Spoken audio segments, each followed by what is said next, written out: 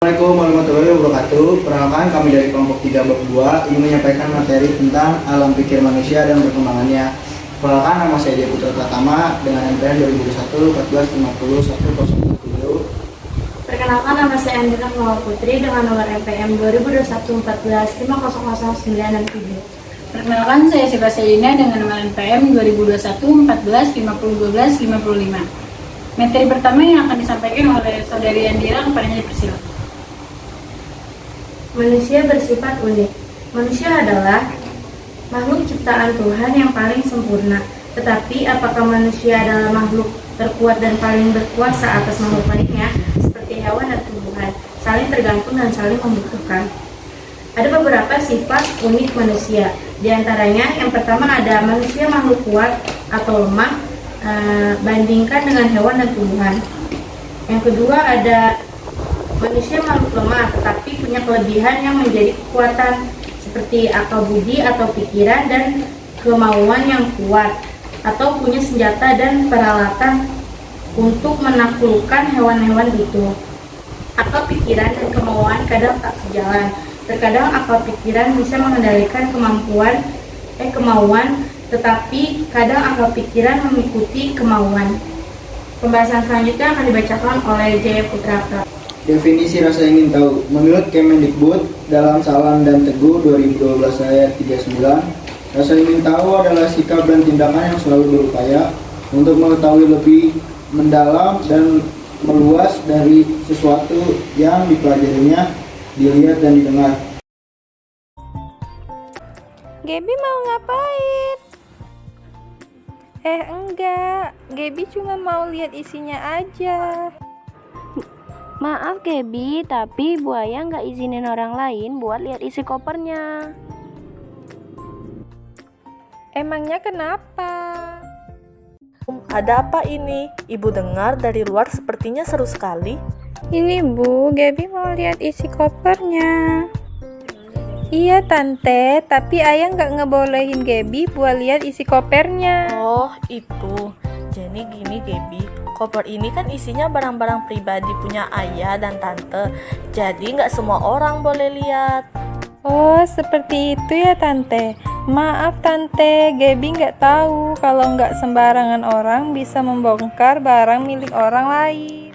Ya udah, nggak apa-apa. Lain kali kalau nggak diizinkan sama pemiliknya, Gaby nggak boleh memaksakan kehendak Gaby sendiri ya. Materi selanjutnya akan disampaikan oleh Saudari Siva. Kuriositas dan akal budi. Makhluk hidup memberikan tanggapan terhadap rangsangan dari lingkungan. Manusia satu-satunya makhluk hidup yang mengembangkan pengetahuan karena akal budi dan kemauan yang dimilikinya. Kelebihan manusia dibandingkan hewan adalah rasa ingin tahu. Pada hewan, pengetahuan terbatas hanya untuk survival. Manusia normal selalu berusaha memenuhi rasa ingin tahu dan tidak pernah terpuaskan. Menjadi banyak penemuan oleh manusia dan terus berkembang.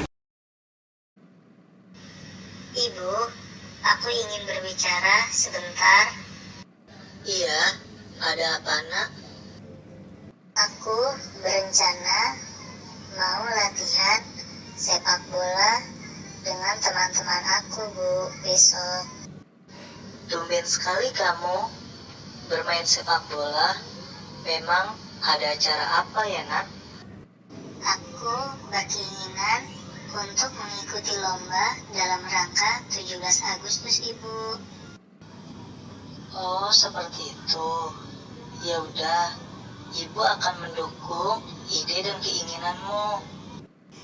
Terima kasih, Ibu, yang sudah mau mendukung aku untuk ikut lomba dalam rangka 17 Agustus. Iya nak, semoga nanti kamu bisa juara ya lomba tersebut. Baik Ibu, terima kasih atas dukungannya ya Bu, yang sudah mau mendukung aku. Besok ketika kamu latihan sepak bola, jangan menyalahkan temanmu ketika dia melakukan kesalahan. Baik Ibu, akan aku jalankan apa yang Ibu sudah sarankan. Besok ketika temanmu salah gerakan atau salah tendangan, kamu harus menyemangati ya, bukan menghina atau memarahi dia.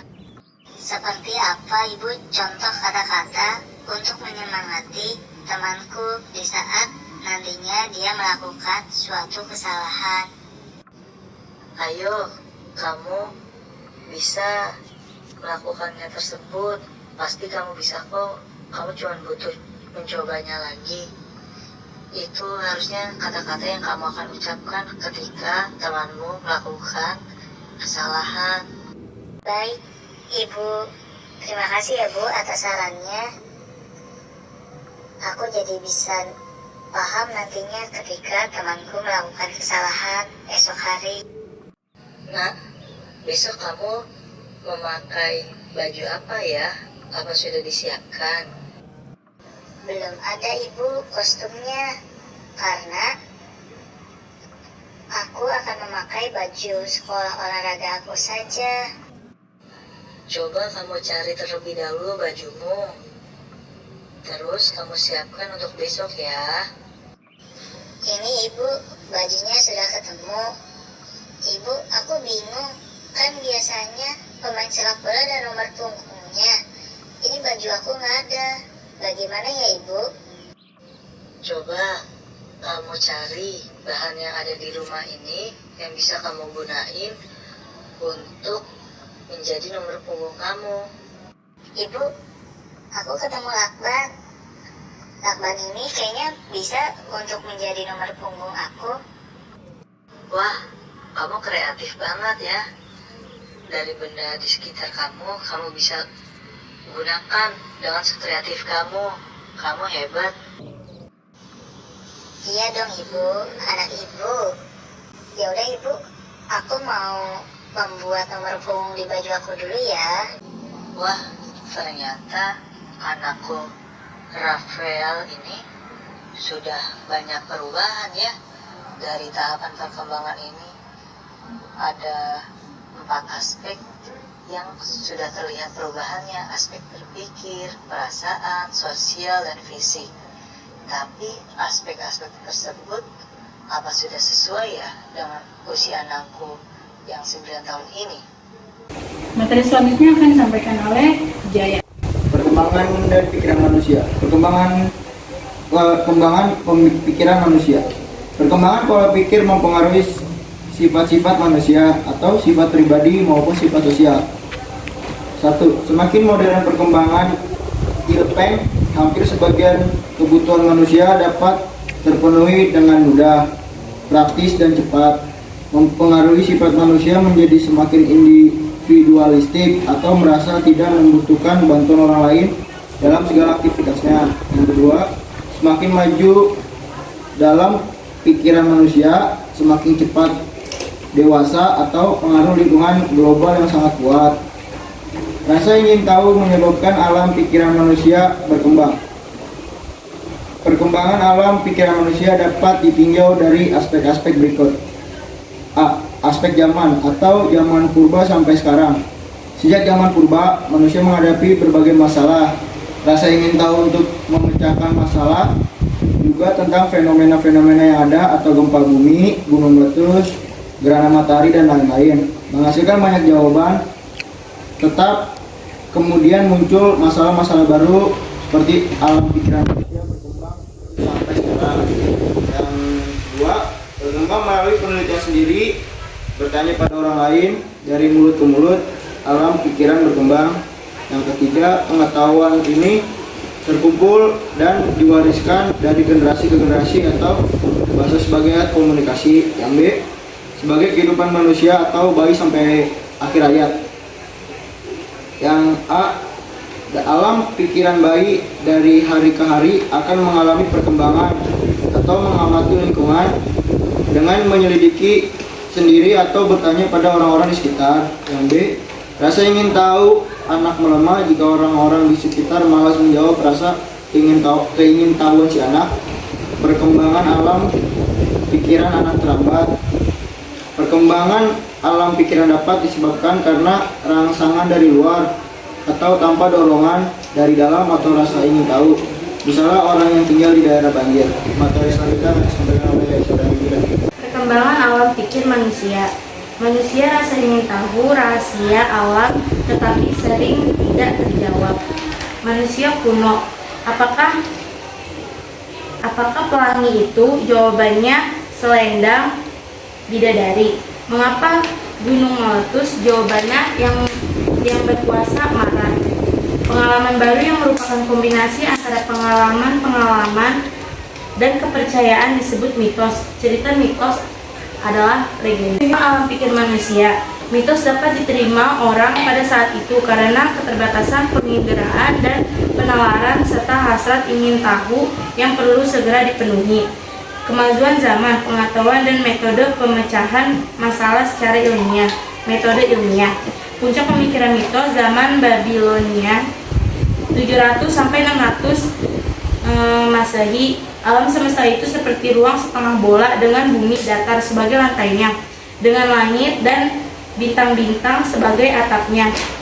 Mengenal ekliptika 1 tahun 3625 hari, rasi kelompok bintang, Scorpio, Virgo, Pisces, dan lain-lain. Pengetahuan zaman itu setengah adalah dugaan, imajinasi, kepercayaan, atau mitos. Pseudoscience atau sense palsu. Dan selanjutnya ada pertanyaan dari saya. Di slide terakhir itu terdapat materi tentang pola pikir kuno. Pertanyaan dari saya, bagaimana sih menurut ilmuwan pola pikir kuno itu? Pola pikir kuno menurut ilmuwan Thales dari 624 sampai 548 Masehi, ada filosof, astronom, ahli matematika. Bintang memantulkan cahaya sendiri, bulan memantulkan cahaya matahari, bumi piring datar mengapung di atas air. Keanekaragaman hayati dengan gejala alam, semua kehidupan berasal dari air. Selanjutnya ada ilmuwan dari Anaximander atau masa Thales yang berpendapat langit sebenarnya hanya setengah. Kemudian langit beredar mengelilingi bumi. Lalu ada Pythagoras, unsur semua benda adalah segi empat. Penemu dalil kuadrat sisi miring C2 sama dengan A2 plus B2. Lalu Plato, titik tolak yang berbeda dengan orang sebelumnya. Keanekaragaman yang tampak sebenarnya duplikat dari semua yang kekal dan imaterial. Hanya merupakan kopi atau duplikat belaka. Yang benar adalah idea. Lalu Aristoteles, penyusun klasifikasi hewan. Kemudian Ptolemes, bumi bulat seimbang tanpa tiang. Yang terakhir Avicenna, Ibnu Sina abad 11, berpendapat filosof bidang kedokteran. Thales dan pemikirannya. Thales hidup sekitar 626 sampai 548 sebelum Masehi. Filsuf ini termasuk seorang penjelajah. Konon, ia pernah berkelana di Mesir untuk melakukan semacam pengamatan-pengamatan. Di Mesir, ia pernah melakukan pengukuran terhadap piramida Mesir, dengan bertolak ukur pada bayangan piramida, dengan bayangan dirinya sendiri. Konon juga, ia pernah meramalkan secara tepat terjadinya gerhana matahari. Thales memiliki pemikiran bahwa sumber segala sesuatu yang ada di alam semesta adalah air. Pelopor filsafat Miletus ini meyakini bahwa segala sesuatu berasal dari air dan akan kembali menjadi air. Anaximenro dan pemikirannya. Anaximenro hidup sekitar 610 sampai 546 sebelum Masehi. Ada yang mengatakan Anaximenro adalah murid Thales. Ada pula yang mengatakan dia teman seangkatan Thales. Satu hal yang pasti bahwa Anaximenro juga membicarakan sumber atau penyebab adanya segala sesuatu di alam semesta. Kalau Thales mengatakan air sebagai sumber kehidupan semesta, maka Anaximenro berkeyakinan bahwa alam semesta adalah sesuatu yang tak terbatas. Dia beranggapan bahwa dunia yang kita hidupi, atau dunia manusia, hanyalah salah satu dari banyak dunia yang muncul dari sesuatu yang ia sebut tak terbatas.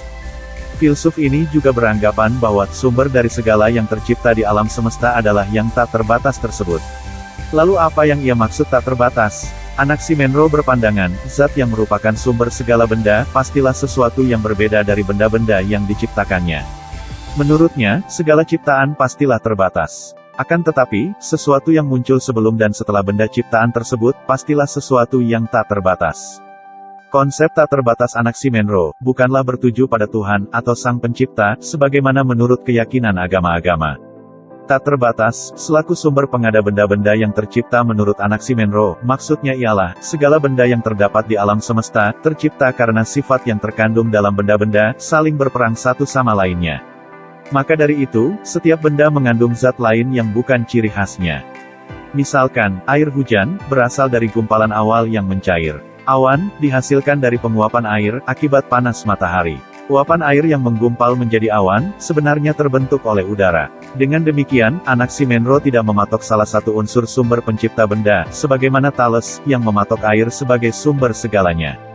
Filsuf ini, lebih menegaskan keterkaitan antara unsur-unsur pembentuk benda, seperti air, udara, uap, dan lainnya. Anaximenes dan pemikirannya. Anaximenes diperkirakan hidup pada 570-526 sebelum Masehi. Filsuf ini, dapat dipastikan sebagai murid Thales. Akan tetapi, pemikiran mereka tidak sama. Kalau Thales menganggap air sebagai sumber segala sesuatu di alam semesta, maka Anaximenes beranggapan udara yang menjadi sumber segala sesuatu. Anaximenes juga memperdalam sekaligus mengkritik pandangan gurunya, dengan mengatakan, air yang dianggap sumber kehidupan tersebut sebenarnya udara yang dipadatkan. Jadi, semuanya terbentuk oleh udara. Murid Thales ini, menerangkan asal-usul air, tanah, dan api, adalah udara. Pada pokoknya, Anaximenes memiliki anggapan bahwa, yang menciptakan kehidupan di alam semesta adalah tanah, air, api, dan udara. Tetapi sumber dari semuanya, tetaplah udara. Sekian dari presentasi kelompok kami, kurang lebih mohon maaf. Wassalamualaikum Assalamualaikum warahmatullahi wabarakatuh.